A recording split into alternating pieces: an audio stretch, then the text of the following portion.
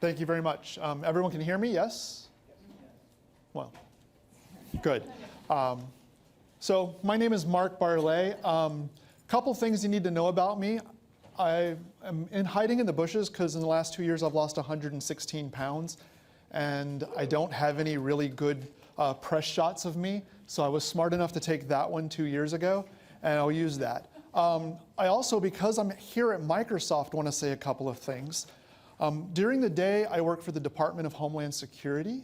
I make Americans, so I actually work to make sure that people who want to become Americans can become Americans. I'm an industrial engineer.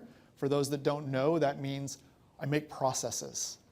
And obviously becoming an American citizen is a pretty hefty process. I also am really good at PowerPoint, which in the government is like a magical power. So if there's anyone here on the office team, I want to say thank you so much for blessing me with a career, because my slideshows look like magic compared to what I have to do in the government. So I wanted to start by saying thank you. I do want to start with a word of warning. From time to time, I'm known for not being as politically correct as someone would expect me to be. And I may say something that you find offensive. I live with my disability, the disabilities of my friends, and the people that work with AbleGamers every day. In order for this talk to work, I'm going to kind of be blunt. And it's because disability can sometimes be funny. So this is my warning. I want to tell you guys some stories. Story time with Mark. I've been doing this now for 14.5 years. And it hasn't always been that much fun. This talk is going to be broken down into 4 chapters. I have to remember that she's there.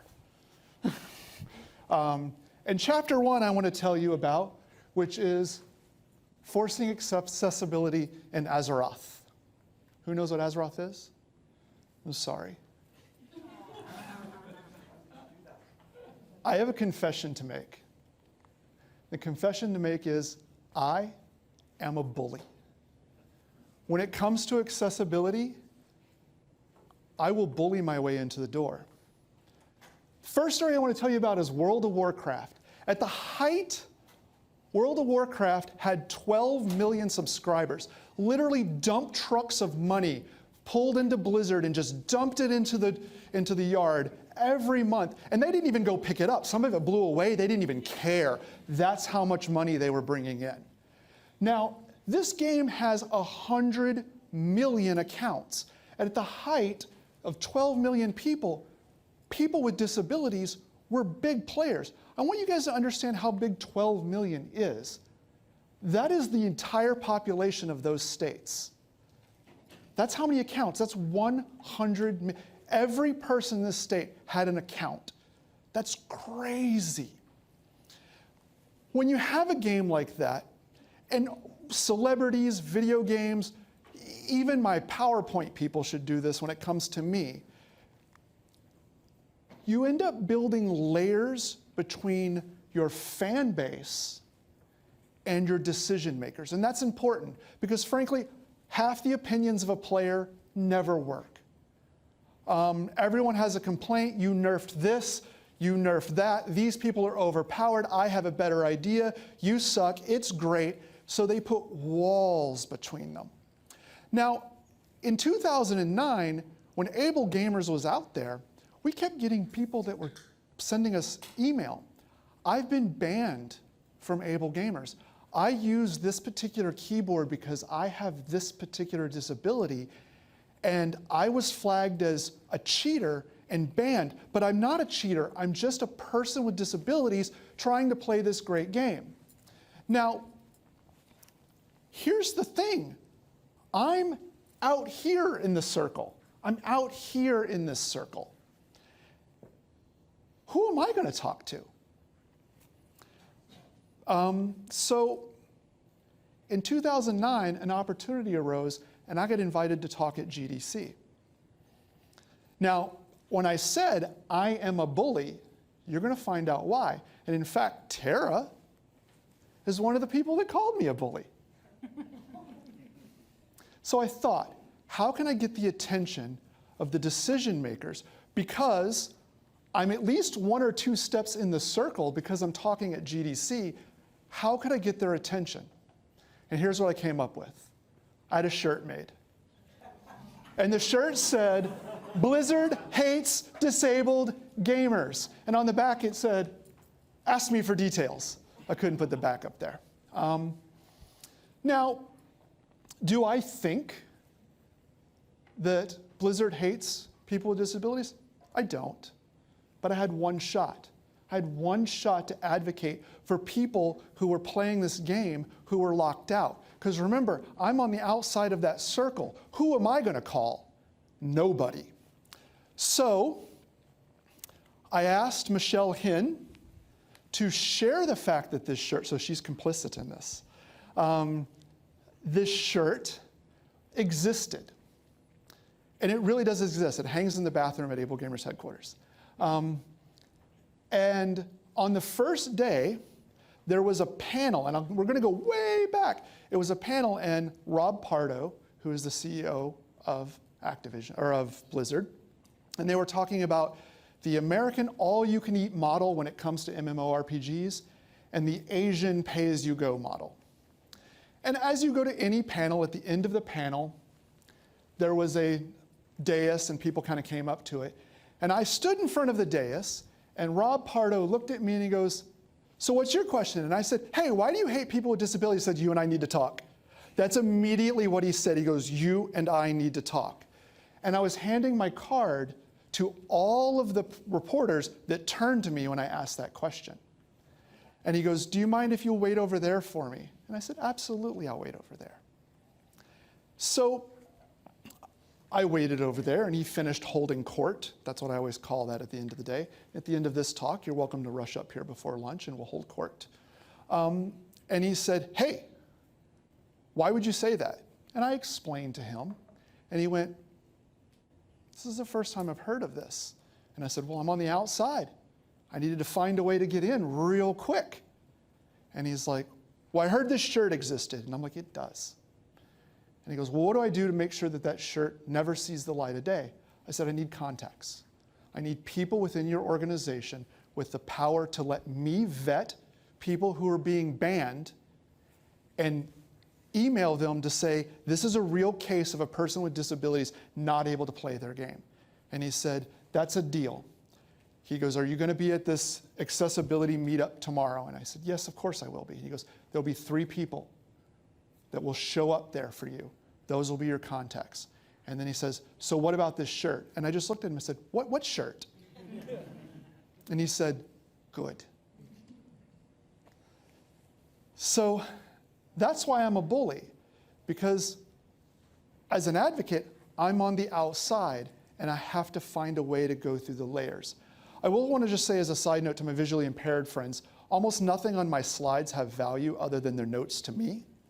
When there is something that you specifically need to know, I'll let you know. But really, I'm using PowerPoint as PowerPoint was designed to do, which is to just give you visual flavor to your presentation. I will say to the PowerPoint team, you've killed more people than anything else too because of death by PowerPoint. And because I do work in the government, my soul has died many times. So chapter 2 of the story I want to tell you is solving the case for the missing accessibility. This is another little bit of a bully story, but we didn't mean it to be. So if you know anything about AbleGamers, you'll know that my chief operating officer is Steve Spahn. He was down here in the corner of the slide that had all the different advocates on it that Brandon gave this morning. He's profoundly disabled. He's pretty much my brother, so I can say it. He's real disabled. He can only move about this much of his entire body. He's on a ventilator, he's on a giant wheelchair, and there's a nurse always following him. Can't hide, cannot hide. So we were walking the floor of PAX. We had a little flyer. We were trying to talk to developers about how people with disabilities would approach their game. This was our idea. Again, we're on the outside of the ring of, and so we thought, here's a chance. Well, we get to a game called LA Noire. Anyone remember that game? And really nice, we approached the booth, and this gentleman that we later discovered was named Mario, wanted to usher us in to play the game. Like, cut the entire line. Like, for some reason, I'll tell you, go to Disney with a handicap friend. It's the greatest thing in the world. And we couldn't because they double carpeted their booth. So, like, as soon as you stepped into their booth, it was like stepping into mud, and wheelchairs don't work on that. But what we asked was, hey, we'd like to talk to one of your developers about how people with disabilities would play games. And the girl that we were talking to was kind of hired help. And she's like, oh, I wouldn't really know that. Let me go get somebody for you. So Steve and I are kind of outside the booth. You guys are the booth. And 10 minutes later, a gentleman comes out, and he has our flyer, and he has it wound really tightly. And he goes, yeah, what do you guys need? And I'm like, well, we want to talk to you about how people with disabilities would play this game. And he goes, I'm going to stop you right there.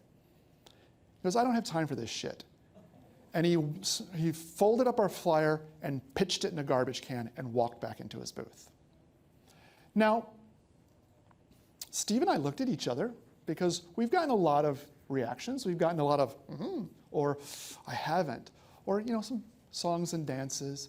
But we've never got, I don't have time to talk about this shit. Well, anyone heard of Twitter? So we just casually tweeted out, was at Rockstar booth, RE accessibility, quote, I don't have time for that shit, end quote. Now, interestingly enough, we only had 4,000 followers at the time, and we made a stink. We now have 41,000 followers. So I suspect it would make an even bigger stink. So we go about our day, minding our own business. And I wake up the next morning, and there's a message in my inbox.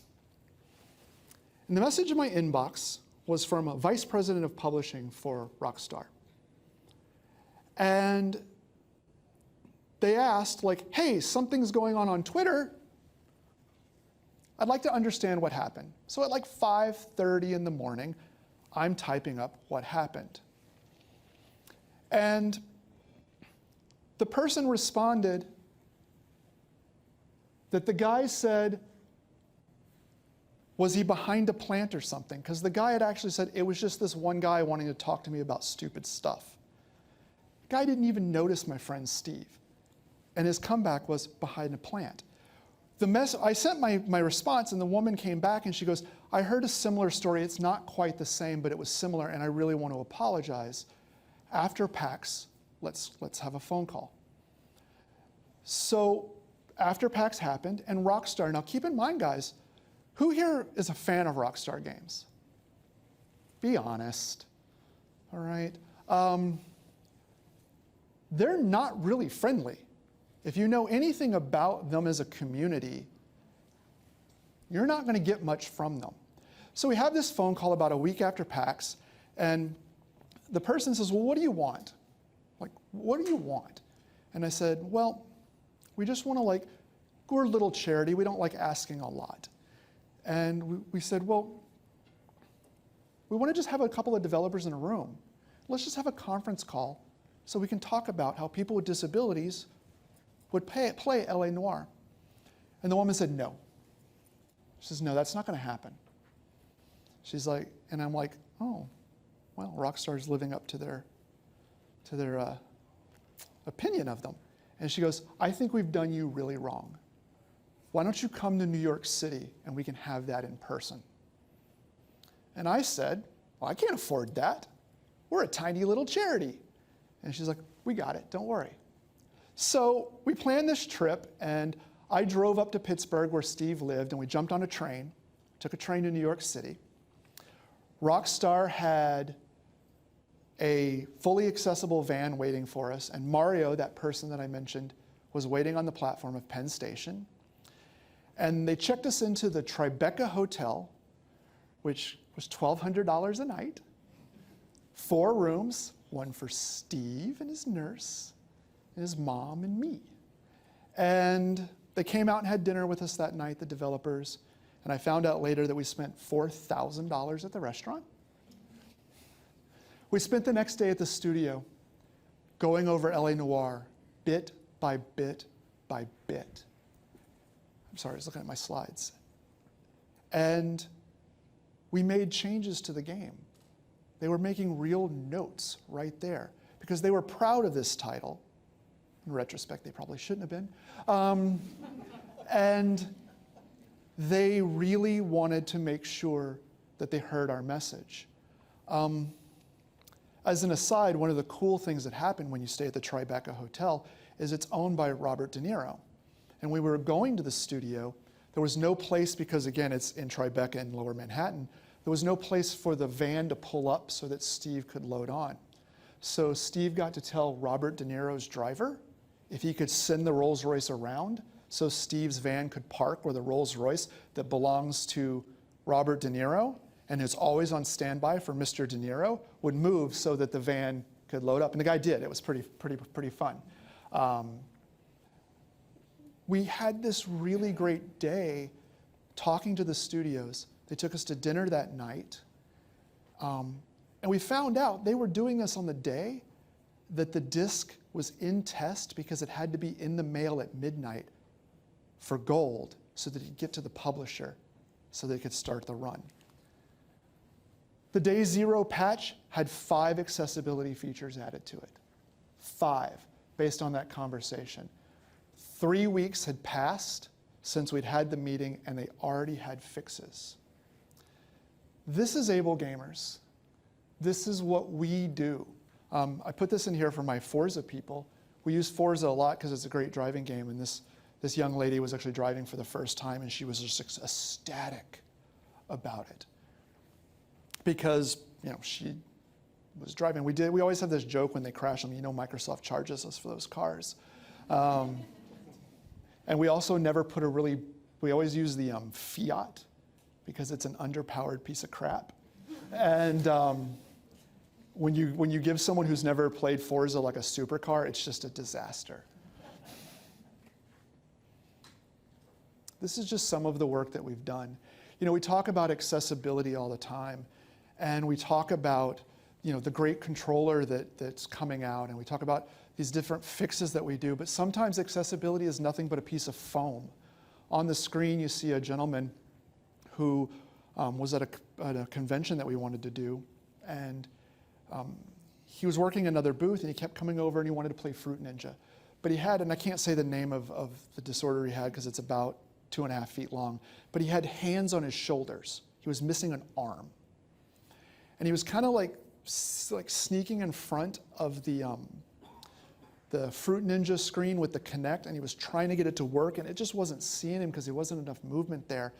And during lunch, I got this brilliant idea. We'd packed all our equipment in these little green pieces of foam, and so I just handed them to him.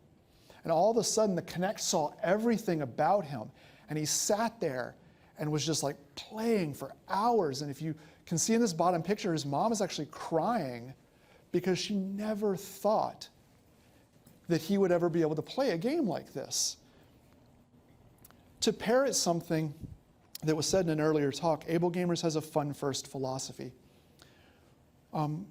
Brandon said something about even if the game isn't playable by him, he's still a gamer, and we're the same way. We want games to be made because every game forwards the evolution of gaming, even if not everyone can play it. And it's funny. Sorry, I'm just running over to look at my slide that comes next. Yeah. Sorry. Our fun first philosophy. This is our chapter 3. You have more power on your phone. There's more power in this room than the first 5 supercomputers that the government owned. Think about this. Gaming is everywhere. And gaming has nothing to, it's so ubiquitous to what we do. We game everything. I don't know if you guys know this, but Cold Stone Creamery invented a game to teach their Cold Stone Creamery scoopery people on how to scoop ice cream, and they lowered the cost of across the entire organization 22% just by gaming it, because they taught them how to portion correctly. Gaming is something we use as a tool. I will say, as the founder of AbleGamers, I get a lot of really well-meaning people approach me, and they say stuff to me like, I want to make a game for those with multiple sclerosis, or muscular dystrophy, or this third one, I'm not kidding, I can't figure out what a game would be, but stage 3 kidney disease. If you ever think, I want to make a game for those with, you have already failed. Because Mark's rule 2 is, people with disabilities are looking for experiences that support their needs and the needs of their family. They're looking for the social aspects. Gaming is a social, as a matter of fact, 56% of games that are played right now are social-based games, 56%. The other fact is, having a disability can be very isolating. One of the things we do, especially any parent that's here, you say something to your kid that is absolutely horrifying to the disabled community. When you and your kid are in public and you see someone with disabilities, you say something to the effect of, don't stare. Because you're trying to teach your kid good manners when it comes to interacting with people with disabilities, but what children actually hear is, don't interact. And people with disabilities will tell you time and time again that they are absolutely isolated in a crowd.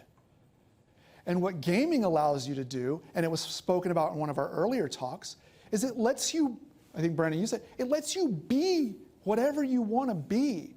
And now I'm so humbled because I'm no longer getting, I want to make a game for those with stage 3 kidney disease. I'm getting, I want to make games that supports this. I want to make games that bring everyone in place. And that, oh, that slide was messed up, I'm sorry. That support people. And you know, AbleGamers, about a year ago, had a real crisis of conscience. When I started the organization 14 years ago, I spent so much time, as Brandon talked about, trying to tell people that make games that people with disabilities were a market. People with disabilities in the United States have $1 trillion in expendable income. And instead of telling you a sad story, because I can get you to do anything once for me for a sad story. There's a great story about MLB 13 where some kid was like, I can't play because I can't do this. And they added that one feature and it helped that one kid and it helped nobody else. But if I tell you about the market and I tell you the fact that there's money to be had, you'll want that money. And the industry is doing that. And that's where my crisis was. I spent so long trying to get you guys to understand that people with disabilities aren't special. We just want to play, and now you do. And we had to figure out what we were going to do next because we were spending about 50% of our time beating on the door. And also, the weight of what has happened, I really put on my shoulders. I want you guys to think, a handful of people on the outside of the industry, some like Tara, who was on the outside of the industry and then went into the industry. A handful of people changed an organization, changed an industry that's worth $64 billion. I'm looking at Tara. Can you imagine where we are today, 5 years ago? I literally had a nervous breakdown a year ago thinking about this because a handful of people, and it really is just a handful of it. It's like, I mean, we could all get on one of the Microsoft shuttles.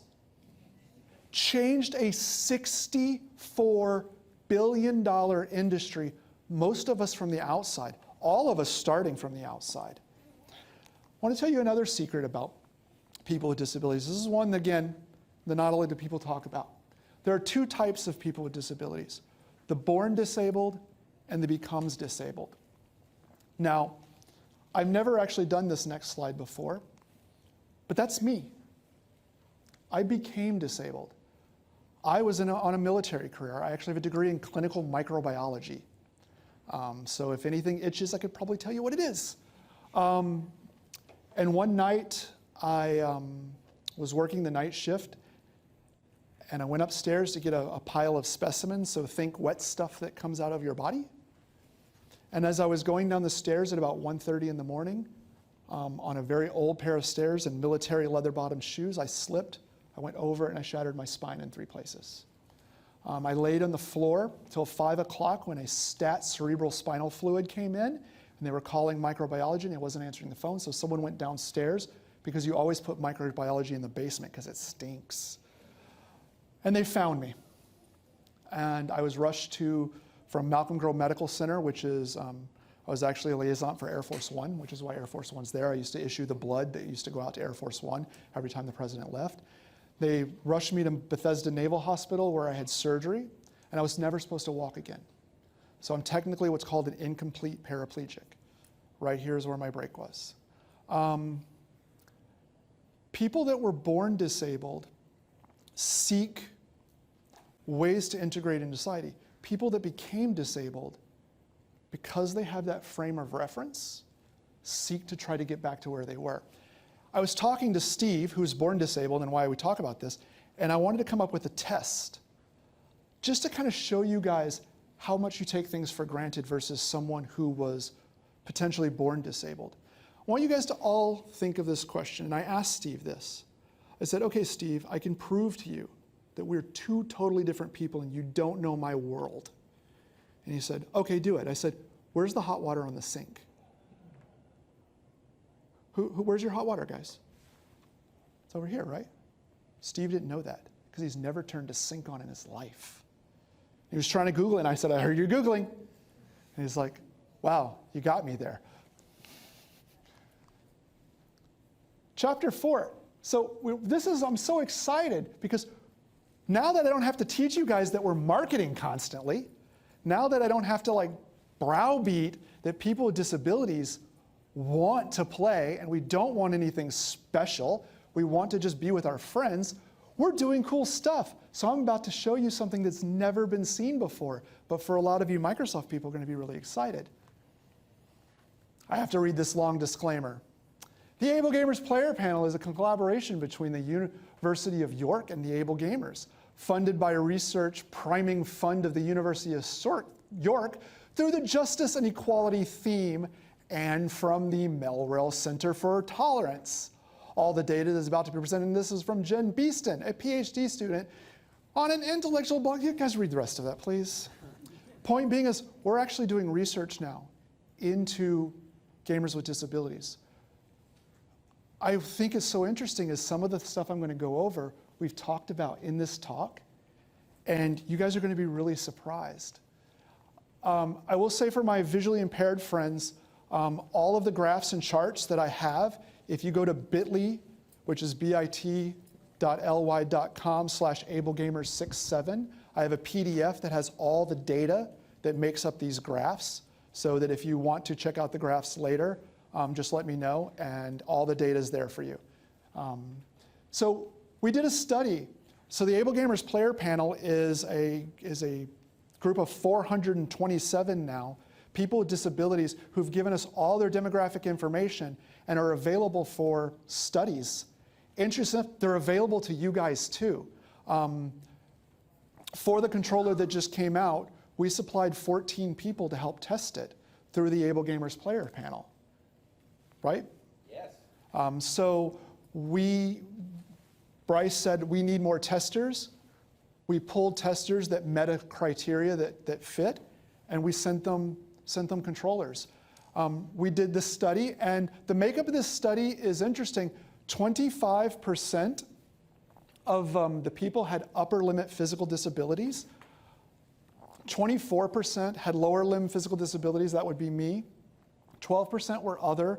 But as you guys can see, our low vision was 6%, and our blind was 3%, and deaf was 2%, I believe. So you guys want to guess what games people with disabilities are playing today? What the top 3 games that they want to play? Who wants to start? was number 1? Anyone? No. Sadly, Destiny 2. Not sadly, this is not the one that I'm sad about. This one I'm good about. What's the one I'm sad about? Oh yeah, it's the next one. Any guesses on number 2? World of Warcraft. I'm not a fan. AbleGamers was the website that AbleGamers parked on the very first time was a fan site I'd created for EverQuest 2. AbleGamers was founded because my sister was diagnosed with multiple sclerosis in 2002, and in 2004 we were going to play that night because she was our sugar mama. She had all the money, and she helped us run our quests. Multiple sclerosis had decided that her mousing hand wasn't going to work that night. And so I waited for the Ventrilo for my friend. Camellia has joined the channel, which is what I knew was going to be a great time. And I didn't hear that.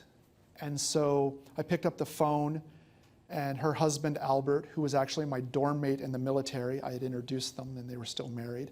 And I could hear Stephanie crying in the background. And so MS had decided that her mousing hand wasn't going to work. So I was a person with disabilities, but my disability doesn't affect my gaming. So I spent that night really looking for stuff for her because this was something we did. She was in North Las Vegas. Me and my husband were in DC. We used video games to stay together as a family. And I wasn't going to let video games like go away from her. And we wasn't really finding anything that helped her. So she and I met the next day over the phone, and we decided that if disabilities were something that was affecting how our family was gaming, that there might be other people out there that were having the same problem. Kind of was right. And so, it was an EverQuest site. So World of Warcraft, to me, dumbed down the MMORPG to the point where it's almost unplayable. Any guesses on the third game? It's Overwatch. So I guess that t-shirt thing must have really worked because Activision is getting a lot of people with disability money. The next piece of data that I want to talk to you about is assistive technology usage. Of the 230 participants, 156 indicated that they did not use any assistive technology. 77 did not use any accessible features, and 47 did not use any assistive technology or essentials to play with. 32% used AT. By the way, there will be a link at the end of this for you to pull this entire study down. Here's the breakdown of it, which was other technology was number 1, custom controllers, alternate PC mice, screen readers, alternate controllers, eye tracking, one-handed, and there was actually a couple people that use VR headsets, and we've pulled them aside to understand exactly how they're using them so that we can add more value to this. Any of this interesting? Any of this kind of what you would expect?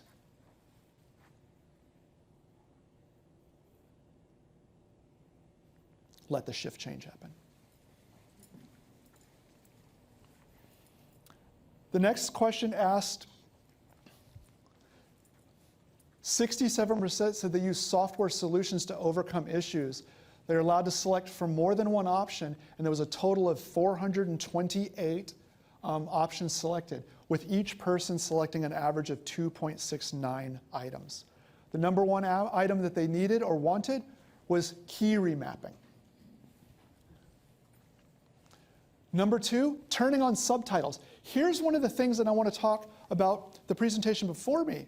Keep in mind that those who were deaf only represented 2% of this group, and hard of hearing 5%.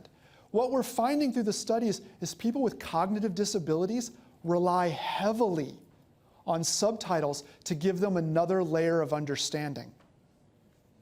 So when you think like, well, I'm doing this for this group, you're not. It's actually much broader than that. And that's where we talked about options and we talked about this idea. You have no idea. There's a study from Microsoft back in the early that says 81% of people that use Windows turn on or use an accessibility feature whether they know it or not. Who's used the little slider in PowerPoint to make things bigger or smaller? That's an accessibility feature. Number 3, text enlargement. Again, they're enlarging the text, but that outweighs the sample size of people who said that they were having vision issues. Why is that? Because, again, they're wanting to customize the gaming space to match their needs and their wants.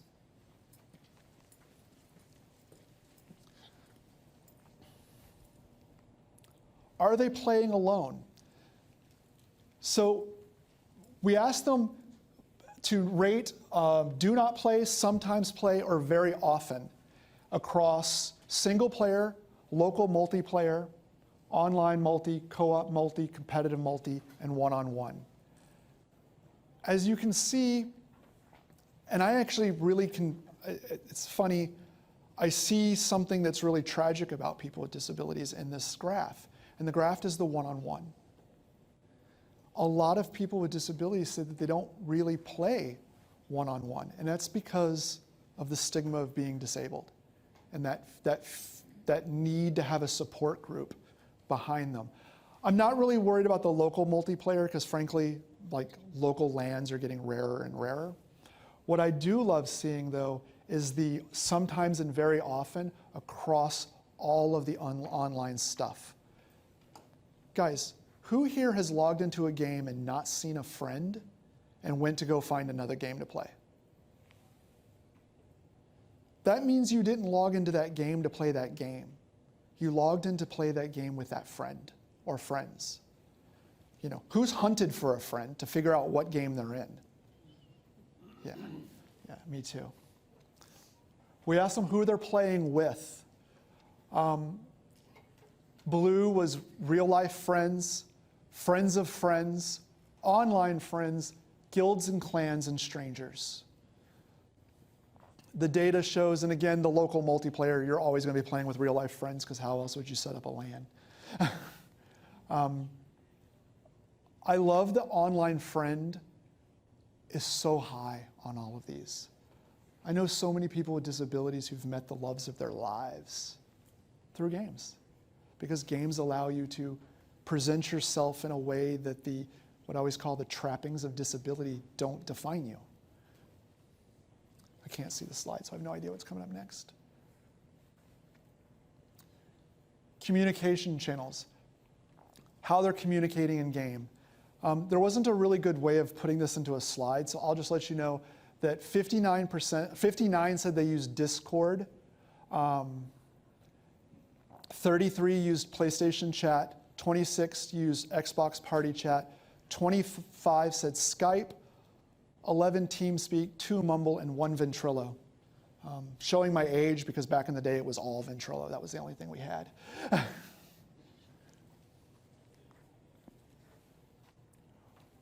This was one of the ones that I thought was the most powerful and is why they play. So why did people with disabilities in our study say they played? The number one reason was to have fun. In fact, 98.7% of the study participants said this was the reason why they played.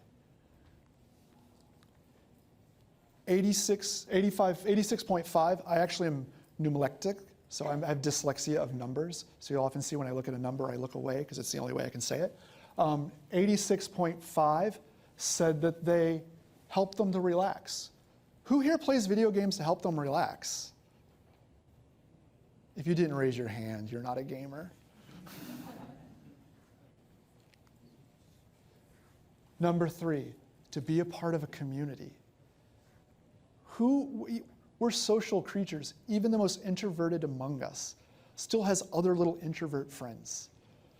It's true. My husband, he's like, you can take me to one Christmas party every 2 years, that's it. But even he gets lonely sometimes and we have friends over at the house. 4th reason, to challenge myself. I think that number is wrong. I think it's supposed to be 30.77. We're looking for a way to challenge themselves. Who here plays a game because it's easy? Not really. You want to play a game because you're looking for that challenge. People with disabilities the same way. The challenges they might be overcoming might be different than the ones you're doing, but they're still wanting that sense of achievement. You know, when you look at Maslow's hierarchy of needs, achievement, community, belonging are all part of this third and fourth tier of Maslow. Who's familiar with Maslow? It's a really outdated thing, but it's a good transition. The first thing you look for is food and shelter. Then you look for safety. And then you start looking for community, achievement, well-being. To escape reality. As a person with disabilities, as a person that works with people with disabilities all the time, escaping reality is sometimes the only thing that keeps you going to the next day. To socialize. 65% of those on the player panel said they're looking for new friends and socialize. Does any of this surprise you guys? Isn't it very similar, though, to what everyone's looking for?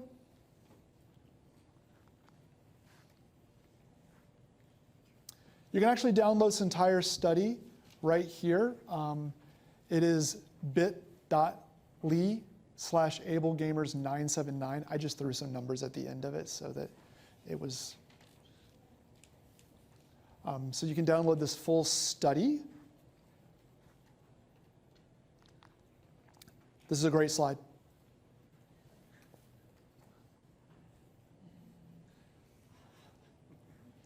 Anybody have any questions for me? Come on, I still have 10 minutes. You guys got to fill it up. Yes? So, obviously there's a lot of work that goes into AT adaptation in terms of making a specific controller work with a specific condition. But where do you go to try and figure out what games are actually viable for a given scenario? Given you can only do 2 head switches because you've got cerebral palsy or you're low vision or whatever. What's your go-to to try and figure that out? So the go-to that AbleGamers, so AbleGamers has a facility in Harpers Ferry, West Virginia. We have a 3,600 square foot lab where people with disabilities can come in and go through all of the equipment. We'll create a control. I always, when we start an engagement like that, the first thing someone always tells me is, well, I have muscular dystrophy or I have fill-in disease here, and I say I don't really care. All I want to do is exploit movement. So we talk about what you can move. I have switches that can go for the head, the fingers, the foot, your eyebrow. They're called twitch switches. And all we're trying to do is exploit movement. What I will say is we are seeing an evolution within the game space where through the work of people like Tara, and we are seeing different options put in. I will tell you this, people with disabilities are largely okay if you felt like you needed to turn the achievement system off but make a game easier to play. They're okay with that because they just want to devour the content. The game that was mentioned earlier, Deus Ex, I can never say that game.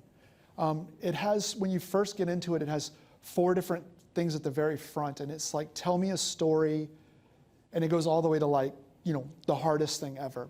I talked to the lead developer of that, and I said, why did you do that? Because that's a huge accessibility feature. And what he told me was, he said, because over 60% of my budget went into voice, script, and art. And if you can't get past the first jump puzzle, while I've already got your money, you are missing the thing I worked so hard on, which was to tell you a really good story. So we put the mode in, tell me a story, which requires you to do almost nothing but press a single button to get through the game, because we wanted you to enjoy the content we worked so hard to create. It does turn the achievements off on that, though, because there's really very little challenge. No one's ever complained about it. So does that kind of answer your question? Maybe? Not really, but I'm happy to sidebar later. Yeah. I don't want to rat hole. Well, you can. I got time. No one else is asking anything. Other questions? Before you wrap, okay. I'm not wrapping you. I'm just don't wrap me up. got a microphone here.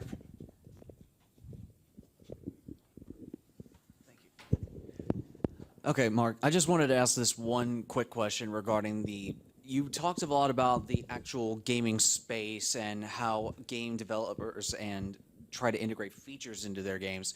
My question is have you had a chance to talk with game developers on integrating features within the game development process regarding accessibility?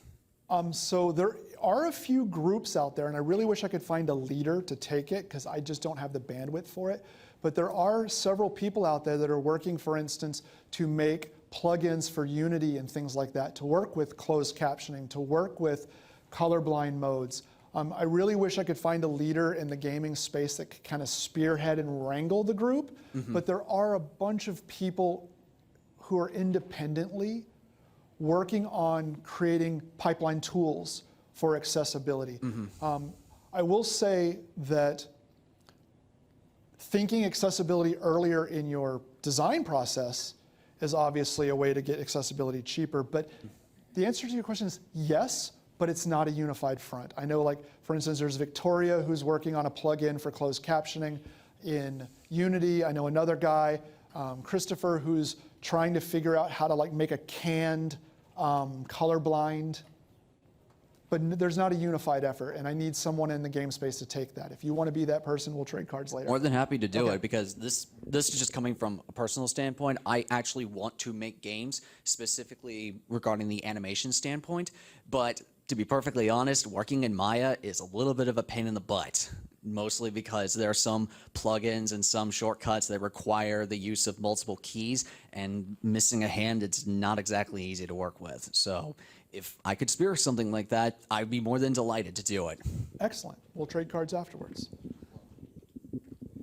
Other questions?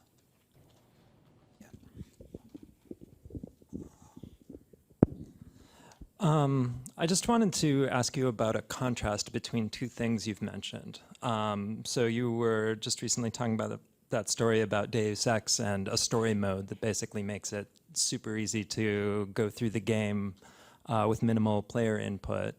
But then right before that, you were talking about the motivations for disabled gamers, and the number 4 one was 77% were playing games to challenge themselves. I was wondering if you could speak a bit to that sort of, there's an inherent conflict there between trying to design games for disabled gamers in ways that allow them to engage with them on their own terms and challenge themselves, versus just trying to make sure there's a way to get a foot in the door so people can grapple with the content on some level at all. I actually don't think there's a conflict there, because everyone approaches what challenges them from their standpoint.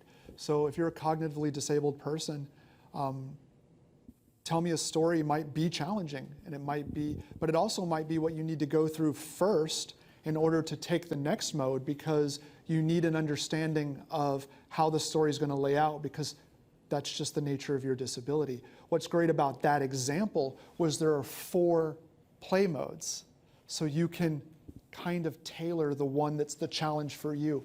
One of the things I always say is like, well, I'm making a game accessible.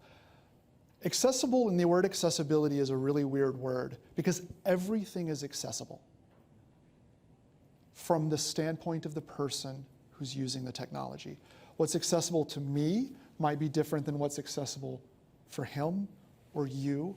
So when people are like, well, I'm trying to make things accessible, the fact that it exists is accessible. You want it to be consumable by more people. These are the features and stuff that you need to add. So does that make sense? It is challenge is defined by your current state and where you need to go, where you want to go forward. And we all are somewhere different in that. I can't play Madden at all.